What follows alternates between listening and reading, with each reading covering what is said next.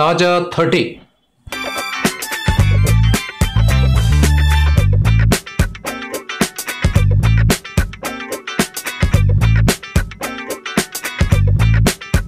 వాళ్ళ కాంగ్రెస్ పార్టీ నాయకులు అవినీతి ఆరోపణలు చేస్తా ఉన్నారు. తెలియదా కాంగ్రెస్ పార్టీ నాయకుల చరిత్ర? ఇవాళ మియాపూర్ భూముల గురించి మీరు మాట్లాడుతున్నారు.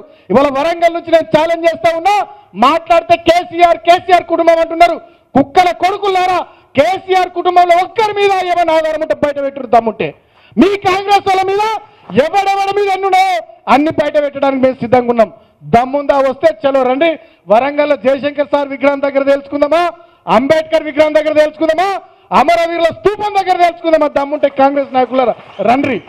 ఛాలెంజ్ చేస్తా ఉన్న బాల్కసుమన్ గా ఈ మధ్య కాలంలో కానీ తయారైండు కోదండరామ్ గారు.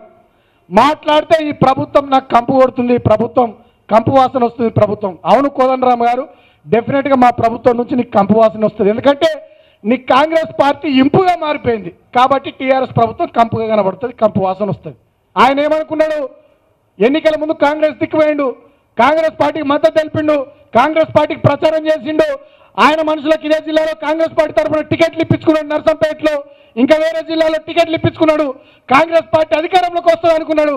అధికారంలోకి రాకపోగా కేసీఆర్ గారు అధికారంలోకి వచ్చి అద్భుతంగా పనిచేస్తుండు కాబట్టి ఇవాళ మన పాలన కోదండరామ్ కంపుగా కనబడతా ఉంది. నిలదీయాలి కోదండరామ్ను, అడుగడుగును అడగాలి, నీకెందుకు మా పాలన కంపుగా కనబడతా ఉంది?